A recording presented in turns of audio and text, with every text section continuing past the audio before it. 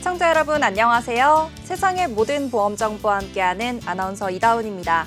저희 프로그램에서는 보험을 준비하는 과정에서 생기는 작은 고민부터 과도한 보험료로 걱정하시는 분들이 한 분도 계시지 않을 때까지 보험에 관한 고민과 궁금증 함께 풀어보고 있습니다. 아울러 본 프로그램은 카카오TV와 네이버TV, 유튜브를 통해서 시청 가능하고요. 유튜브 검색창에 NBNTV 검색하시면 실시간 방송으로도 참여하실 수 있습니다. 아울러 본 방송은 정보 제공을 위한 방송이며 보험 서비스 및 상품 판매와 중개에는 관여하지 않습니다. 이 점 유의하여 주시기 바랍니다. 그럼 이제 본격적으로 프로그램 시작해 볼 텐데요. 오늘은 세 분의 전문가 나와 계십니다. 전문가님 안녕하세요. 안녕하세요. 네, 시청자 여러분 안녕하세요. 홍보름 전문가입니다. 든든한 노후 대비를 위한 유익한 내용 많이 준비했습니다. 곧 찾아뵙겠습니다. 네, 똑소리 나게 보험 전달하는 김혜란 전문가입니다.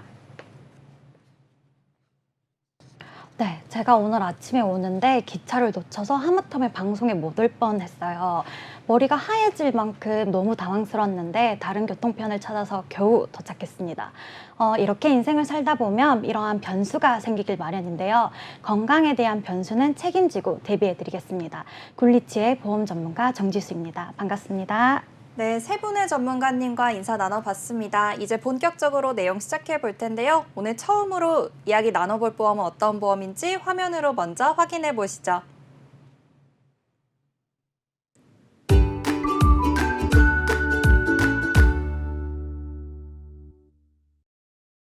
네, 오늘 처음으로 이야기 나눠볼 보험은 변액연금보험입니다. 변액연금보험은 저희 홍보름 전문가님께서 내용 준비해 주셨는데요. 전문가님 오늘 변액연금보험 어떤 내용 준비해 주셨을까요? 네, 안녕하세요. 우리의 노후를 든든하게 해줄 변액연금보험으로 찾아왔습니다. 변액보험은 펀드 투자를 통해 운영되는 상품으로 시중 금리보다 더 높은 수익률을 기대해 볼 수 있는데요. 이제 투자는 선택이 아닌 필수인 시대가 되었습니다. 그런데 최근에 만났던 어떤 분께서 어린 나이부터 연금 준비가 필요한가요? 라고 질문하시더라고요.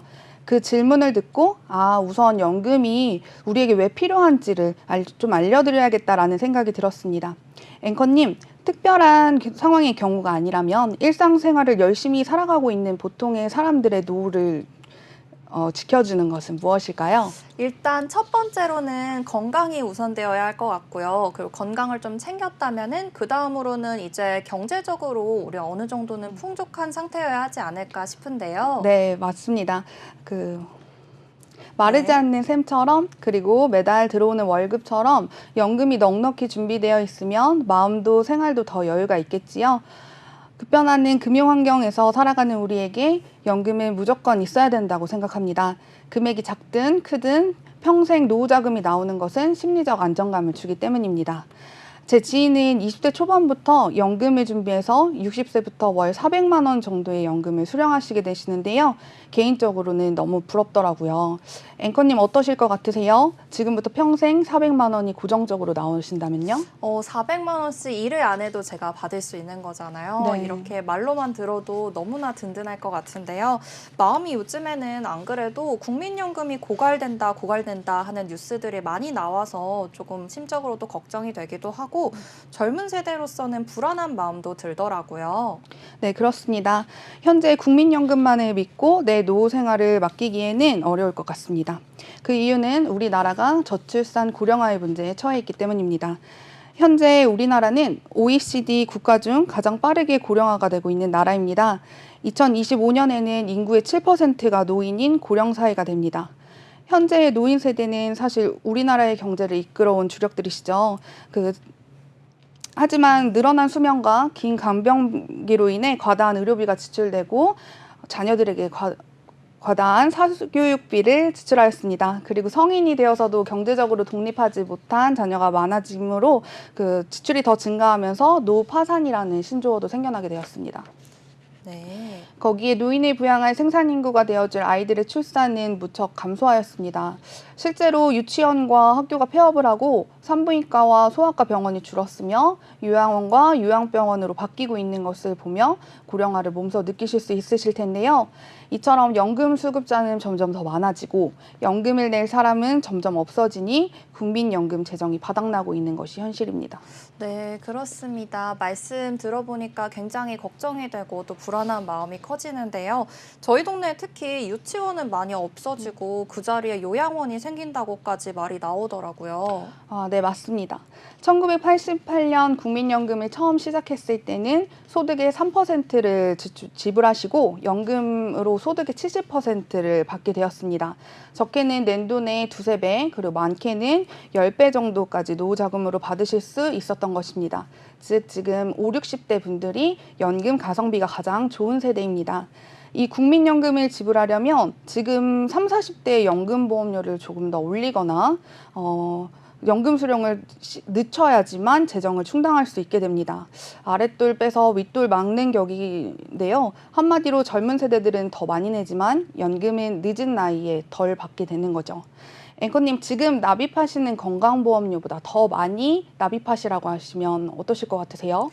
사실 지금 내고 있는 것도 세금이나 보험료도 좀 줄이고 싶다는 마음이 큰데 여기다가 더 내라고 하면은 당연히 내기도 싫고 그리고 부담도 좀 되는 게 사실입니다.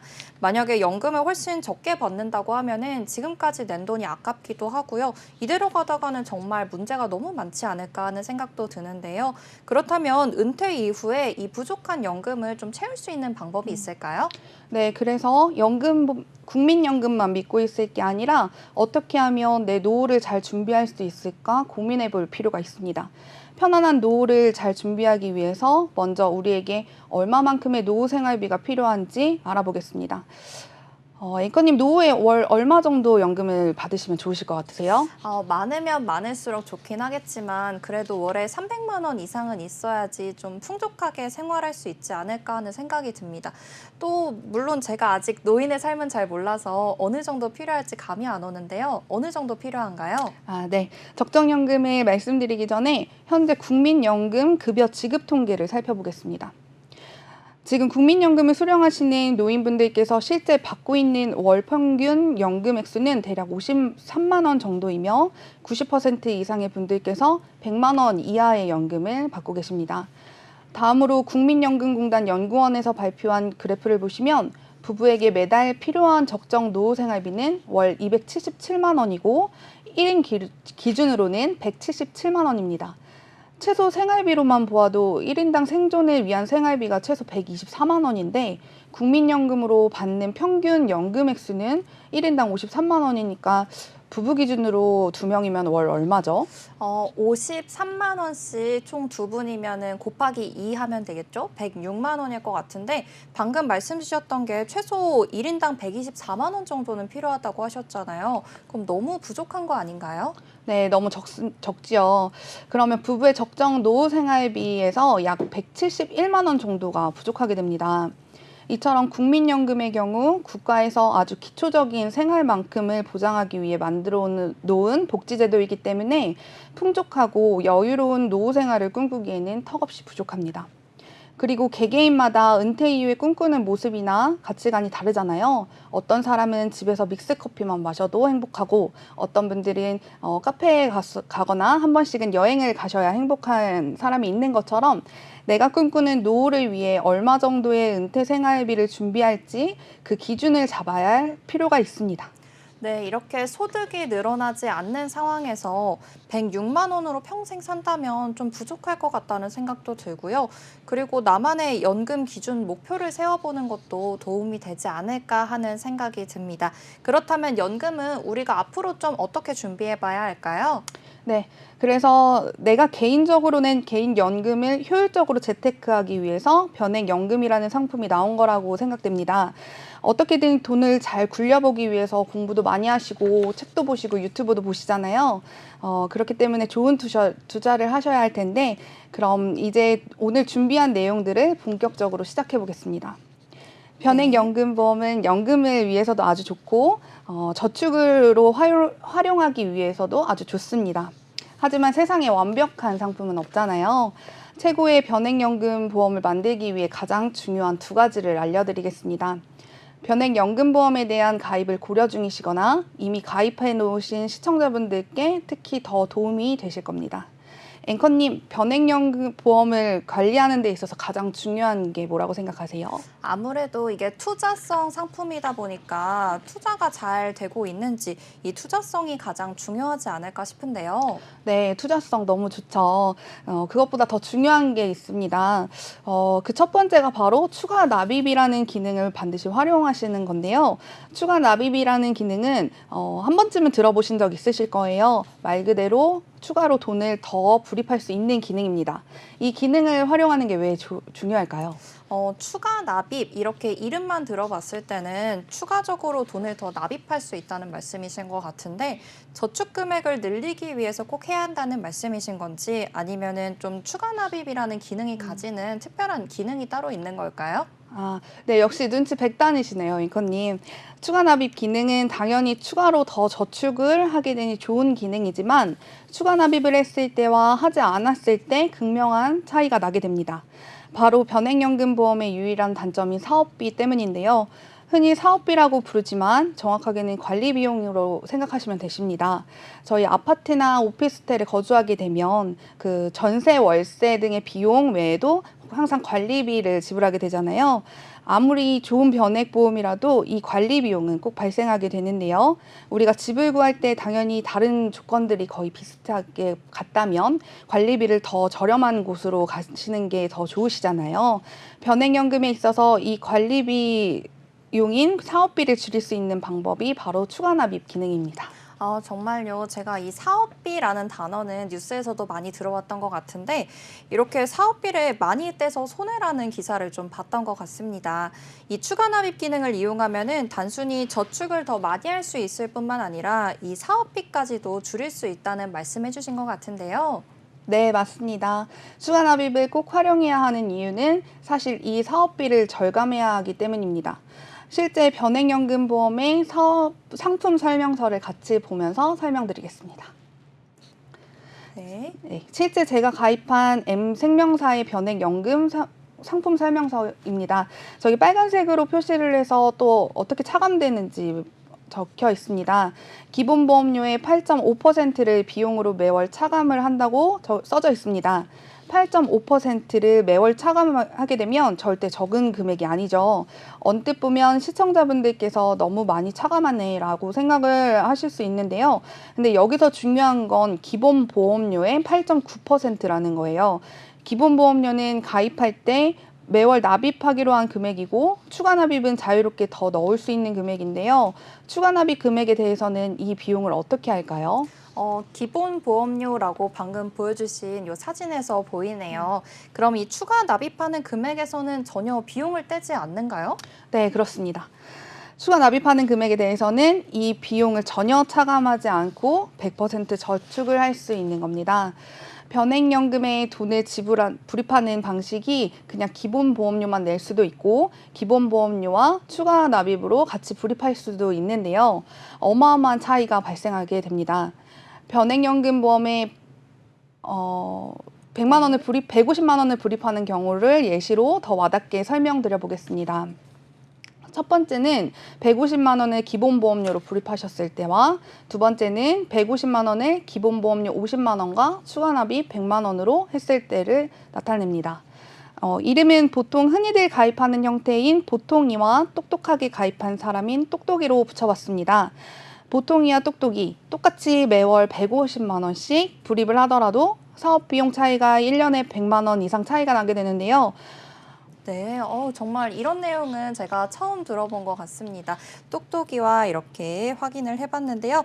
그럼 이렇게 차감하는 비용이 달라지니까 투자 성과가 났을 때 이 반영되는 속도도 완전히 달라질 것 같은데요. 네, 맞습니다. 바로 그거죠. 투자 성과가 훨씬 빠르게 반영되니까 똑같은 수익이 나도 불어나는 속도가 완전 달라지는 거죠. 그리고 추가 납입을 했을 때 장점이 또 하나가 더 있어요. 바로 적립금 중도 인출에서도 차이가 많이 나게 됩니다. 변액연금은 주로 중도 인출 기능을 가지고 있게 되는 경우가 많은데요. 추가 납입을 통해 불입한 금액은 중도 인출이 자유로워집니다. 네, 변액연금에 중도 인출 기능이 있는지는 오늘 처음 알았습니다. 연금을 위해서 저축해서 돈이 묶였는데 또 중간중간 돈이 필요할 수도 있잖아요. 이런 경우는 어떻게 해야 하나 고민하고 있었는데 이런 추가 납입하고 중도 인출까지 할 수 있다면 이런 걱정은 전혀 안 해도 될 것 같습니다. 네, 맞습니다. 변액연금이 이미 가지고 계시다면 혹시 앞으로 변액연금 가입 의사가 있으시다면 반드시 추가 납입을 적극적으로 할 수 있게 컨설팅을 받으셔야 됩니다. 네, 추가 납입기는 정말 이 변액연금에서 꿀팁이 아닐까 싶습니다. 진짜 최고의 변액연금을 만드는 방법일 것 같은데요. 그럼 두 번째 꿀팁도 있다고요? 두 번째는 어떤 방법인가요? 네, 두 번째도 추가 납입 기능 못지않게 중요한 기능입니다. 바로 아까 처음에 말씀해 주신 투자 성과입니다. 추가 납입을 정말 잘해서 관리 비용을 최대한 줄였어도 투자 성과가 나오지 않는다면 아무 의미가 없잖아요. 투자 성과를 잘 나오게 하는 설정이 그 다음으로 중요합니다. 자료 화면을 보시죠. 네, 펀드 운용 성과가 얼마나 차이 나는지 보여드리기 위한 자료인데요. 화면 좌측은 국내 투자 포트폴리오이고 가운데에는 해외 투자 포트폴리오, 그리고 가장 오른쪽은 안전자산 포트폴리오입니다. 각각의 기간별 수익률, 누적 투자 성과를 확인할 수 있는데요. 투자 성과를 볼 때는 반드시 투자 기간과 수익률을 함께 확인하셔야 합니다. 자료 화면에서의 노란색 별표 표시해둔 설정일과 옆으로 있는 기간별 수익을 같이 보시면 되시는데요. 해외 투자 포트폴리오가 활성화된 지는 오래되지 않아서 국내 투자 성과만큼 장시간으로 수익률을 비교하기에는 조금 어려운 감이 있지만 비슷한 기간으로 비교했을 때 투자 성과 차이는 실제로 어마어마합니다. 최근 1년 수익률은 2배 가까이 차이 나는 것도 확인 가능하시죠. 투자로 운영되는 만큼 수익이 잘 나는 포트폴리오로 설정하시는 게 매우 중요합니다. 네, 이렇게 그냥 언뜻 봤을 때는 큰 차이가 없어 보이는데요. 그래도 이 기간과 같이 비교하니까 정말 엄청 차이가 큰 것 같습니다. 그럼 변액연금을 선택할 때 이미 가입을 했다면 관리할 때 투자 포트폴리오를 해외랑 같이 설정할 수 있게끔 하는 게 엄청 중요할 것 같다는 생각이 드네요. 네, 맞습니다. 여러 회사의 다양한 변액연금이 있는데요. 변액연금 보험을 고민할 때는 반드시 이런 좋은 투자 포트폴리오를 가지고 있는 회사의 상품들을 선택하시길 권장드립니다. 오늘 최고의 변액연금 만들기 정리하자면 첫 번째, 반드시 추가 납입을 적극적으로 활용해서 사업비도 절감하고 필요시 인출 기능도 잘 활용하기. 두 번째, 국내 투자뿐만 아니라 해외, 미국, 신흥성장국들 다양한 포트폴리오들로 설정을 해서 수익을 증명해주는 투자를 설정할 것. 이렇게 두 가지 내용이 핵심이 되겠네요. 시청자분들 여러 변액연금을 가지고 계신데요. 이런 내용을 모르셨거나 전혀 관리를 받지 못하고 계시다면 반드시 점검해 보세요. 미래가 달라지시게 되실 겁니다. 네, 오늘 전문가님 덕분에 이 변액연금에 대한 설명 너무나 잘 들었습니다. 그럼 전문가님 마지막으로 시청자분들께 인사 부탁드리겠습니다. 네, 저도 감사드립니다. 우리 모두 현명한 노후를 준비할 수 있도록 더 열심히 하겠습니다. 이상으로 홍보름 전문가였습니다. 감사합니다. 네, 첫 번째 칭찬보험이었던 변액연금에 대한 내용은 여기까지 마무리하도록 하겠습니다. 그럼 다음으로 칭찬받을 보험은 어떤 보험인지 화면으로 먼저 확인해 보겠습니다. 네, 두 번째로 칭찬받을 보험은 화재보험입니다. 오늘 화재보험에 대한 내용은 김혜란 전문가님께서 준비해 주셨는데요. 전문가님 오늘 어떤 내용 준비되어 있을까요? 네. 방금 전 앞서 이제 전문가님께서 유동성 자산인 연금에 대해서 이제 말씀을 해주셨는데요. 저는 오늘 저희 보금자리인 화재보험에 대해서 한번 말씀을 드리도록 하겠습니다. 자, 요즘 가장 대두되는 단어가 기후변화가 아닐까 싶습니다. 해서 아침, 저녁으로 뉴스에서 어디에서 이제 사막지대에서 때 아닌 폭우가 쏟아져서 홍수가 났다. 또는 예고에 없던 초강풍으로 거실이나 베란다 벽체가 통째로 뜯겨져 나가는 그런 강풍 피해가 있었다. 또는 기압의 변화로 인해서 고온 건조한 날씨 속에 어딘가에서는 대형 화재가 발생이 되었는데 그 화재가 며칠째 불이 꺼지지 않아서 굉장히 힘들어하고 있다라는 등등의 사건, 사고 뉴스가 끊이지 않고 있는데요. 이런 뉴스들을 볼 때마다 저는 머릿속에 이런 생각이 떠오릅니다. 아, 내가 살고 있는 도시가 아니어서 다행이다. 내가 살고 있는 집이 아니어서 다행이다. 이런 생각들을 하게 되는데요. 혹시 앵커님은 이런 자연재해나 불의의 사고에도 걱정 없을 만큼 화재보험 잘 가입해 두셨나요? 네, 저는 화재보험은 정말 꼭 중요하다고 말씀을 많이 들었어서 제가 화재보험만큼은 실손보험처럼 반드시 가입을 해야 된다 생각해서 가입을 해두었고요. 네. 그런데 가입은 해두긴 했는데 사실 용어들도 너무 생소하고 또 보장이 어디까지 되는지도 잘 모르겠고 하더라고요. 그래서 오늘 전문가님께서 설명해 주시면 많이 도움이 될 것 같습니다. 네, 맞습니다. 요즘 인식들이 대부분 내가 살고 있는 내 보금자리를 위해서 화재보험만큼은 실손보험이나 운전자 보험처럼 필수적으로 꼭 가입을 해야겠다라는 인식들이 굉장히 높으신데요. 하지만 그 내용들이 굉장히 전문적이고 생소한 단어들이다 보니 설명을 들어도 잘 모르시겠다고 하시는 분들이 많은 것도 현실입니다. 해서 오늘은 화재보험을 꼭 가입하셔야 하는 이유와 가입하실 때 어떠한 담보들을 왜 가입하셔야 하는지 설명을 드리도록 하겠습니다. 우선 앵커님은 혹시 우리나라 화재 중 어떤 곳에 가장 빈번하게 화재가 발생하는지 아시나요? 사실 뉴스 보면은 상가에도 불이 많이 난다 그러고 주택에도 난다 그러고 공장에도 난다고 해서 어디서 가장 빈번하게 나는지는 사실 그건 잘 모르겠습니다, 전문가님. 그렇죠. 뉴스로 접할 때는 아마 딱히 어디에서 가장 화재 사고가 많이 발생하는지 잘 파악이 안 되실 겁니다. 하지만 실제 화재 사고가 가장 많이 나는 장소는 다름 아니라 우리가 거주하고 있는 주택입니다. 수억 원 혹은 수십억씩 평생의 수입을 투자해서 마련한 보금자리가 가장 화재에 취약하다는 설명인 거죠. 지금 표에서 보시다시피 화재 발생 현황을 제가 통계청 홈페이지에서 직접 캡처해온 자료인데요.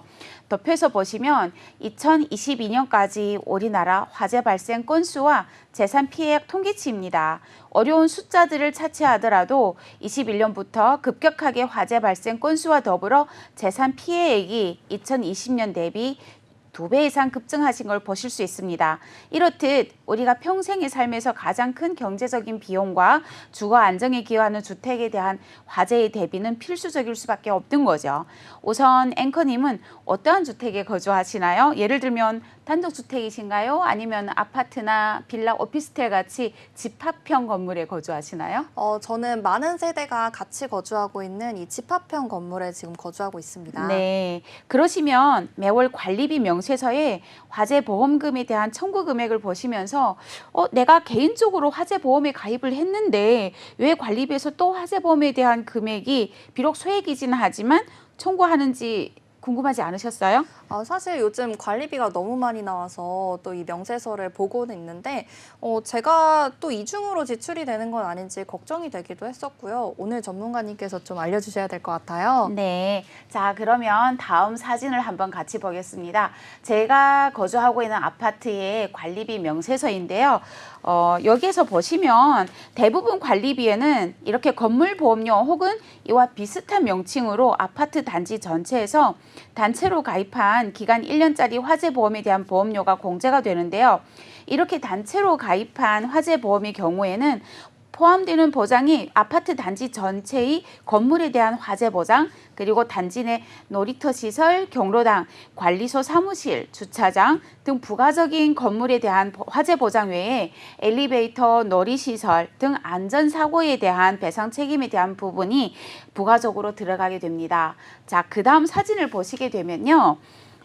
조금 더 자세히 보실 건데요. 지금 이 사진은 화재보험을 가입을 하실 시 저희 이제 보험업에 종사하는 전문가들이 전사안에서 직접적으로 건물에 대한 보상 범위에 대해서 접하게 되는 부분인데요.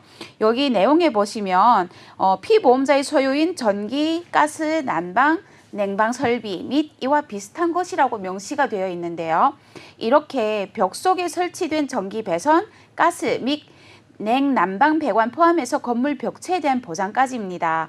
대부분 아파트 관리소에서 단체로 가입하시는 보험은 다수의 주민들을 위한 가장 기본적인 보장을 중심으로 가입하게 되는데요. 이 정도로 가입하셔도 별 문제는 없는 듯해 보이죠. 하지만 보험은 누가 어떤 목적으로 가입하냐에 따라서 담보 주체가 바뀐다는 게 주목할 대목이고요. 그렇죠. 화재보험에서 가장 큰 본질은 사실 이 건물에 대한 보장이니까 이 정도면 그래도 충분하지 않을까요? 네, 건물 자체에 대한 보장은 정확한 건축 면적으로 해서 가입하시면 건물 벽체에 대한 보장은 별 문제가 없습니다. 하지만 우리가 거주하는 환경에는 단순히 건물 벽체에 대한 보상만 중요한 것이 아니라 화재로 인한 가재 도구의 파손, 고가의 가전제품의 고장, 그리고 우리 집 내부에서 발생한 급배수 시설의 누수로 인한 손해, 그리고 층간소음의 피해 등등 보장 외에도 우리 집에서 발생한 화재로 인해서 타인의 생명에 대한 피해가 발생하거나 다른 집으로 불길이 옮겨 붙거나 또는 우리 집 화재를 진압하는 과정에 다른 세대로 불이 번지는 것을 막기 위해서 살수 처리 과정에서 다른 세대가 물에 의한 침수 손해가 발생하는 점, 그리고 우리 집 화재로 인해서 타 세대의 연기 및 그을음에 의한 손해가 발생 시 필요한 배상 책임 등 요소들이 누락되어 있죠. 단순히 말씀으로 전해드리면 선뜻 이해가 안 가실 텐데요. 사진을 같이 한번 보시겠습니다. 네. 네. 이렇게 사진에서 보시는 바와 같이 우리 집에서 화재가 발생하게 되면 대피 과정이나 혹은 사고 자체로 인해서 직접적인 인명피해가 발생할 수밖에 없는 게 화재죠. 게다가 우리 집 화재를 진압하는 과정에서 불이 옮겨붙는 것을 방지하기 위해서 옆세대, 윗세대, 아랫세대 등 주변 세대들의 사전에 살수 처리를 할 수밖에 없고요. 이렇게 물을 뿌리다 보면 해당 세대는 화재로 인한 손해는 없겠지만 물에 의한 손해가 발생이 되고요. 따라서 그 손해 보상은 우리 집의 책임이 되는 거고요. 그리고 사진과 같이 불길이 번지면서 위층 세대는 불가피하게 불이 옮겨 붙거나 연기와 그을음에 의한 손해로 집 내부 인테리어나 가전제품과 가구들이 손해가 나게 되죠. 이렇게 화재가 발생했을 경우 인명피해, 물적 피해에 대해서 책임지고 손해를 배상해야 하는데 그 손해를 배상할 수 있도록 보전해주는 특약이 화재배상 책임 특약입니다. 화재보험에서 필수적으로 챙기셔야 하는 특약에서 가장 우선시되는 특약이라고 하겠습니다. 네, 건물 자체 담보와 같이 꼭 필수적일 수 있는 이 특약이 바로 화재 배상 책임 특약인데요. 이 화재 배상 책임 특약에 가입이 되어 있는지 꼭 한번 확인해 보셔야 할 것 같습니다. 그럼 이 다음으로는 또 어떤 특약이 있는지 설명 부탁드리겠습니다. 네, 주택화재보험에서 꼭 필수적으로 챙기셔야 할 담보 몇 가지 추가로 더 말씀을 드릴 건데요. 첫 번째는 가재 도구에 대한 담보입니다. 우리가 집이라고 하면 아무래도 가구나 가전제품 등 물건들이 집이라는 공간이 들어있어야 온전한 집이라고 할 수 있잖아요. 그러다 보니 화재보험에서 당연히 이러한 가재도구들에 대해서 보전을 해줘야 하는 부분이고요. 가재도구라고 하면 통상적으로 가구나 가전제품 외에 부엌 살림이나 의료, 그리고 욕실용품, 그리고 침구류 등 생활에 필요한 물품들이 모두 포함이 되겠습니다. 두 번째는 풍수재 담보인데요. 여기서 풍수재는 말 그대로 바람 그리고 물에 의한 피해를 일컫는데요. 요즘같이 급격한 기후 변화로 인해 기상이변이 자주 발생하는데요. 대표적인 피해로는 강풍으로 인해서 건물 벽체 외벽이 뜯겨져 나가거나 거실 샤시가 떨어지면서 유리가 파손되거나 혹은 날아오는 물체에 맞아서 유리가 깨지는 등 피해, 그리고 비나 홍수 등에 의한 물에 물건이 잠기면서 발생된 침수 피해도 여기에 해당이 됩니다. 실제 제 고객님 중에 있었던 사고인데요. 이분은 반지하 구조의 지하실과 지상 2층짜리 전원주택에 거주하시는 고객님이신데요. 지하실은 서재로 꾸미셨고 거기에는 피아노와 당구대, 그리고 대량의 서적, 그리고 고가의 그림 등으로 꾸며져 있었는데요. 태풍 때 반지하 구조의 지하 서재 대형 유리창이 강한 태풍에 의해서 샤시가 탈락되면서 비바람이 들이치는 바람에 피아노와 당구대를 비롯한 서적과 그리고 고가의 그림들이 다 물에 파손되는 사고가 있기도 했습니다. 당시 그래서 풍수재 특약으로 부분적으로 보전을 받으신 케이스였고요. 세 번째는 가전제품 수리 비용인데요. 요새는 새롭게 집을 장만하시거나 아니면은 신혼부부인 경우에는 아무래도 이제 가전제품도 집과 맞게끔 새롭게 다들 이제 장만을 하시고, 특히 신혼부부인 경우에는 고가의 제품으로, 최신의 제품으로 구비를 하시는 경우가 많으시는데요. 이렇게 가전제품들이 편리해지고 좋아진 만큼 또 정밀해지고 비싸지기도 해진 것도 사실이고요. 이렇게 해서 고장이 나는 경우에는 수리 비용 또한 만만치가 않은데요. 자기 부담금 2만 원만 제외하면 최대 100만 원까지 가전제품 수리 비용을 지원받을 수 있는 특약이 가전제품 수리 비용입니다. 이 특약 역시 아주 저렴한 보험으로 가성비가 좋은 특약이다 보니 거의 필수적으로 가입들 하십니다. 얼마 전 저도 저희 집에 건조기가 고장이 나서 수리를 하면서 역시 혜택을 받았던 특약이기도 하고요.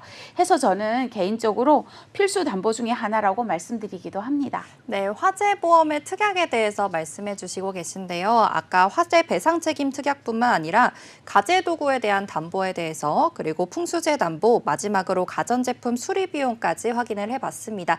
이어서 또 확인해봐야 할 특약이 있을까요? 네, 그 다음으로 확인하실 거는요, 층간 소음 피해와 스프링클러 오작동에 의한 손해인데요.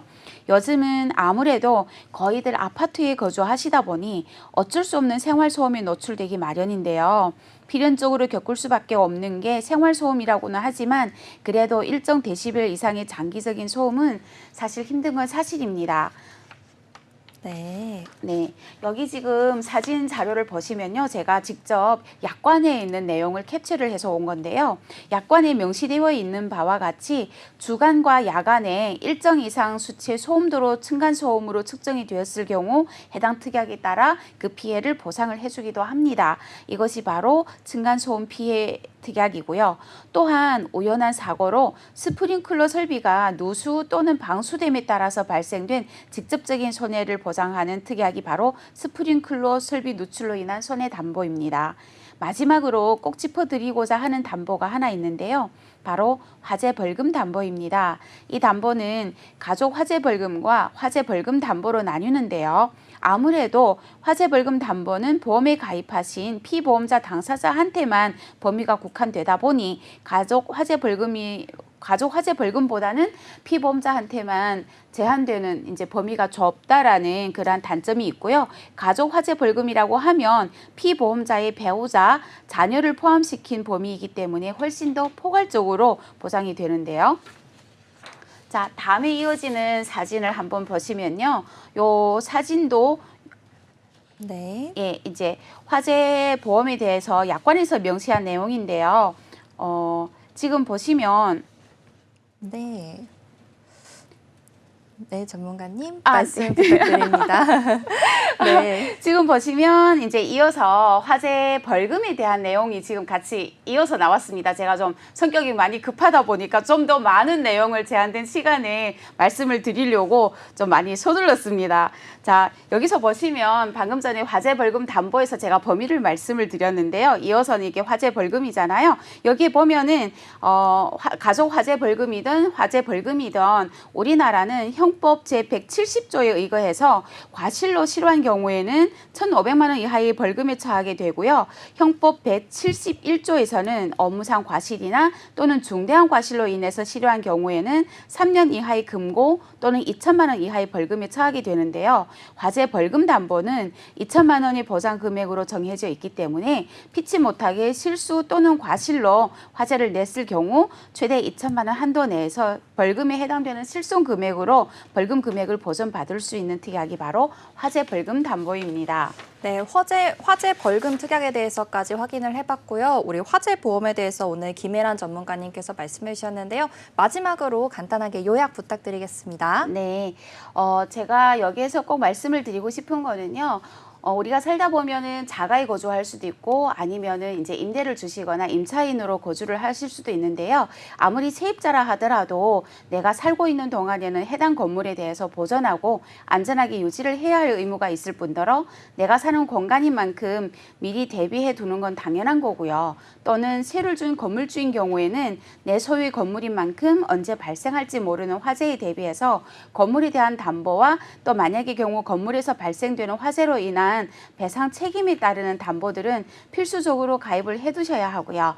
앞서 말씀드린 바와 같이 화재 혹은 풍수재로 인한 요소들을 볼 때마다 드는 생각이 우리 집이 아니어서 다행이야 라는 그 다행에 필수적으로 위에 말씀드린 특약들과 그 외의 필요성이 있다고 생각되는 담보들로 화재보험을 준비해 두시면 마음 놓고 일상생활이 임할 수 있을 것이라고 말씀을 드리겠습니다. 이상입니다. 네, 감사합니다. 이번 화재 보상 내용까지 확인을 해봤고요. 이제 다음으로 확인해볼 보험은 어떤 보험인지 먼저 화면으로 만나보겠습니다. 자, 마지막으로 이야기 나눠볼 보험은 보험을 준비하는 이유에 대해서 우리가 이야기를 나눠볼 건데요. 오늘 내용은 정지수 전문가님께서 내용 준비해 주셨습니다. 전문가님, 오늘 어떤 내용일까요? 네, 오늘은 보험에 대해서 기본적인 틀에 대해서 한번 얘기를 나눠볼까 하는데요. 앵커님, 혹시 보험이 무엇이라고 생각을 하시나요? 보험이라는 거는 위험이나 아니면 사고를 대비하기 위한 일종의 상품 같은 게 아닐까요? 네, 보험이란 간단하게 위험, 즉 리스크 관리라고 말씀을 드릴 수 있습니다. 보통 보험하시는 분들이 자산 설계사입니다라고 말씀을 많이 하시는데요. 기업, 가족, 그리고 내 개인의 자산을 설계함에 있어 제일 중요한 사항이 리스크를 통제하고 관리하는 것이기 때문입니다. 예를 들어 볼까요? 어떤 분이 하루 밤낮 자지 않고 일해서 어떠한 목표를 위해서 열심히 달려나가고 있었어요. 자산도 열심히 축적해 나가고 있었고요. 그런데 갑자기 뇌졸중으로 쓰러지시게 됩니다. 후유장애 또한 동반을 하셨고요. 당분간 일 당연히 못 하시겠죠. 이때 건강에 대한 대비를 미리 하지 않으셨다면 마음이 아프시겠지만 가지고 있는 자산의 대부분을 재활과 회복을 위해 지출하셨어야 할 겁니다. 그런데 이러한 리스크를 대비하셨던 분이라면 재산에 대한 큰 손실 없이 편안한 마음으로 회복에 전념하실 수 있으셨겠죠? 이렇듯 보험은 자산 관리에 있어서 제일 첫 번째로 요구되는 사항이라고 할 수 있습니다. 그래서 저는 늘 자산 관리 상담을 시작할 때 고객님들께 보험은 내 자산을 지키기 위한 첫걸음이라고 꼭 말씀을 드리며 먼저 보험으로 리스크를 대비한 후에 나머지 자산 부분에 대한 부분을 채워나가기를 권장드리고 있습니다. 보험 설계사분들께서 왜 자산 설계사라고 지칭을 했었을까 궁금했었는데요. 이렇게 리스크 관리 측면의 이유가 있었던 것 같습니다. 네. 네, 사실 저는 대구 사람인데 혹시 제 말투에서 경상도 말투가 네. 느껴지시나요? 저는 대구에서 금융보험학과라는 학과를 졸업해서 거진 10년, 20대의 대부분을 보험과 함께 하고 있거든요. 금융보험학과 저는 처음 들어보는 것 같아요. 생소한 학과인 것 같은데요. 네. 생소하시죠? 제가 처음 이 일을 시작했을 때 아무래도 저는 보험과 금융을 전문으로 했다 보니 뭔가 당연하게 보험은 내 자산과 나를 위해서 당연히 준비해야 하는 사항이라고 생각을 했는데요. 생각보다 제가 사회에 나왔을 때 보험? 나는 필요 없어. 나 건강해. 라고 생각하시는 사회초년생분들이 굉장히 많더라고요. 앵커님이 생각하셨을 때 이러한 위험이 나에게 생길 확률이 몇 프로나 되신다고 생각하시나요? 글쎄요. 저는 사실 살면서 이렇게 크게 아파봤던 경험도 없기도 하고 그 주변도 아직은 그래도 나이가 젊어서 많이 아프다 하는 친구들이 없었는데 한 30% 정도로 보면 되지 않을까요? 그렇게 생각하실 수 있습니다. 그런데 위험이 나에게 일어날 확률은 50%, 일어나지 않을 확률도 50%입니다. 다치거나 안 다치거나, 질병에 걸리거나 질병에 걸리지 않거나, 제가 그 50%의 위험을 낮춰줄 수는 없지만 그로 인한 피해를 최소한으로 줄여주는 것이 보험 설계사가 하는 일이며, 그리고 보험이 필요한 이유입니다. 네, 위험의 피해를 줄이기 위해서 우리가 보험이 필요하다라고 말씀을 해주셨고요. 그러면은 보험의 필요성에 대해서 지금까지 알아봤고, 그렇다면 이 보험을 어떻게 준비하는 게 좋을지 이 부분에 대해서도 설명 들어보겠습니다.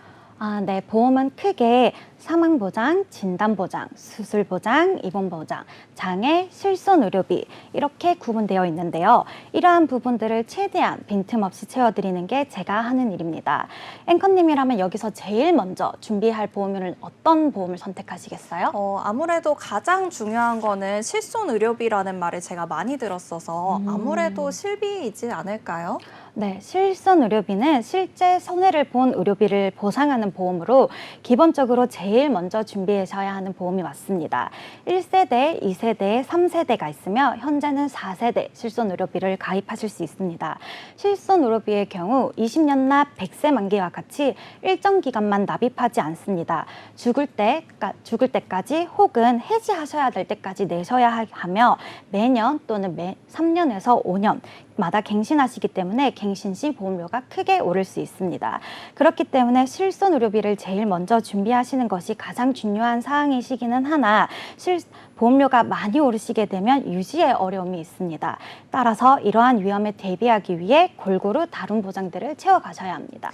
네, 실손 의료비는 가장 필요하고 가장 먼저 준비해야 하는 보험이지만 그래도 기간이 길어지면서 유지가 어려울 수 있다는 단점이 있는데요.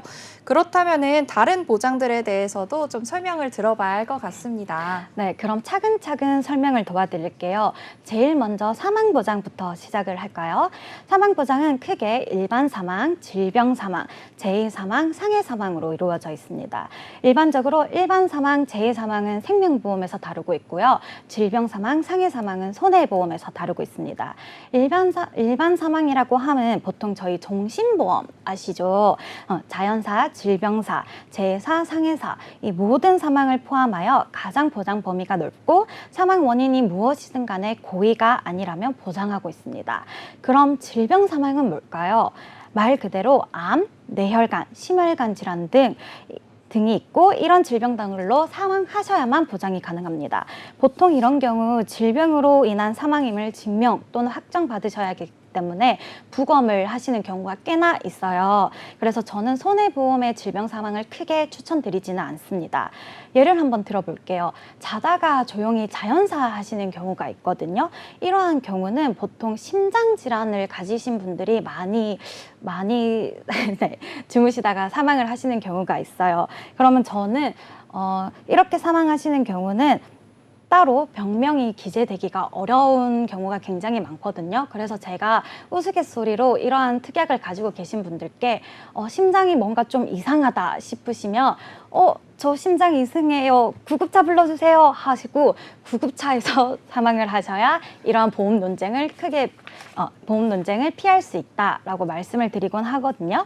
다음은 재해 사망인데요. 재해 사망은 사망의 사망보다는 조금 더 넓은 범위로 급격성, 우연성, 외래성 이 모두 인정되어야 하는 사망 상황과는 달리 재해 사망은 조금 더 포괄적으로 우발적인 외래 사고일 때 지급합니다. 예를 들어 볼게요. 교통사고는 급격하게 우연적으로 외부에서 일어난 사고를 전부 축적하기 때문에 재해 사망, 상해 사망 전부 보상합니다. 그러나 선박, 승무원, 어부와 같은 직업에 종사하시는 분들이 일을 하다가 사고를 당하셨을 땐 어떨까요? 재해만 지급됩니다. 예측할 수 없다는 급격성이 충족되지 않기 때문이죠. 그러면 혹시 위험한 스포츠를 즐길 때를 예를 들어보면은 사망을 하게 되었을 때 어느 정도의 위험을 우리가 인지한 상태로 행동을 하게 되는 거니까 상해 사망은 지급되기 어려운 거고 반면에 재해 사망은 지급받을 수 있다는 말씀 맞으실까요? 네, 맞습니다. 그럼 어느 정도 사망에 대한 기본 틀은 잡히셨나요? 저는 이러한 분쟁을 막기 위해서 특히나 자녀가 있으신 가족분들의 보험 설계를 도와드릴 때 이를 꼭 알려드리면서 사망보험금은 생명보험, 정신보험 모든 사망을 포함한 보장을 추천드리고 있습니다. 네, 그럼 지금까지 이 사망 보장에 대해서 알아보았는데요. 그 다음으로는 또 어떤 보장 내용 설명해 주실 건가요? 네, 진단금입니다. 진단금의 필요성의 경우 현재는 대부분의 고객들이 전부 알고 계시더라고요. 여러 진단비가 있지만 3대 진단비를 꼭 챙겨 가셔야 합니다. 3대 진단비에는 암, 뇌, 심이 포함이 되겠죠.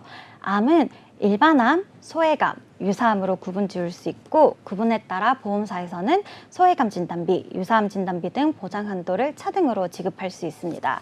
소외감, 유사암 진단비는 일반암보다 보장되는 부분이 적어 암보험을 가입하실 때는 일반암의 보장폭이 넓은 상품을 고르시는 것을 추천드립니다. 예를 들면 어느 보험사는 유방암이나 자궁암을 소외감으로 분류하여 일반암의 50%를 준다고 하면 어느 보험회사에서는 유방암과 자궁암을 일반암으로 분류하여 100% 전부를 보상하는 경우가 있는데요. 그럼 어떤 사람은 자궁암으로 2,500만 원을 지급받게 되고 또 어떤 사람은 자궁암으로 5천만 원을 지급받게 되는 거죠. 이렇듯 암 진단비를 가입하시는 것도 중요하지만 약관을 확인하여 어떤 보험사를 선택하고 어떻게 채워나가야 하는지도 중요합니다. 다음은 뇌혈관 질환 진단비인데요. 뇌혈관 진단비, 뇌졸중 진단비, 뇌출혈 진단비로 보통 나누게 되는데 전부 뇌라는 글자가 들어가기 때문에 막연하게 나 뇌에 대해서 잘 준비가 되어 있다라고 생각하시는 경우가 많습니다. 자료를 보시게 되시면 뇌혈관 질환 진단비는 뇌졸중과 뇌출혈을 전부 포함하고 있으나 뇌졸중은 뇌출혈과 뇌졸중은 뇌혈관을, 뇌출혈은 뇌졸중과 뇌혈관을 포함하고 있지 않습니다. 제가 실제로 청구를 도와드리다 보면 의사가 분명히 뇌졸중이라고 했어요, 설계사님 하는데도 불구하고 실제 코드를 받아오시는 걸 보면 I69 코드나 I67 코드가 많습니다. 이 질병 코드는 이전에 발생했던 뇌혈관 질환으로 인하여 발생한 후유증으로 보기 때문에 현증이 아닌 기왕에 있었던 뇌경색을 말하는 것으로 질환명일 뿐 증상이라고 보기는 어렵거든요. 그래서 뇌졸중에 가입하신 분들은 사실상 보험금 지급이 거절되는 경우가 굉장히 많습니다.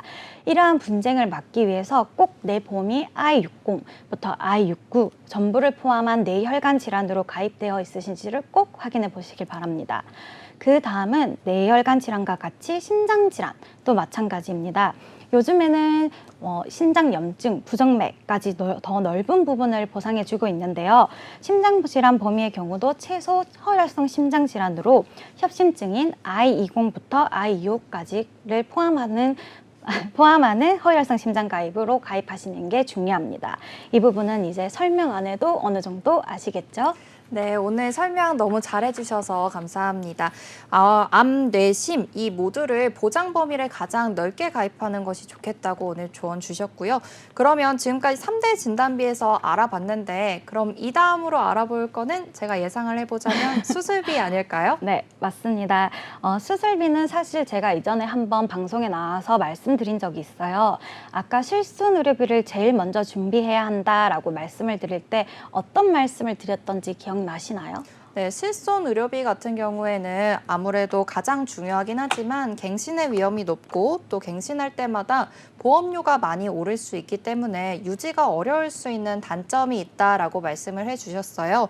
그래서 이 대비가 필요하다고 말씀을 해주셨던 것 같은데요. 이 대비에 대해서 말씀 주실 건가요? 네, 잘 기억하시고 계시네요. 네, 실손의료비의 경우 결국 보험료가 너무 높아져서 유지하시기 어려우시게 되거나 세대가 바뀔수록 자기 부담금이 늘어나 혜택이 줄어들고 있는 추세입니다.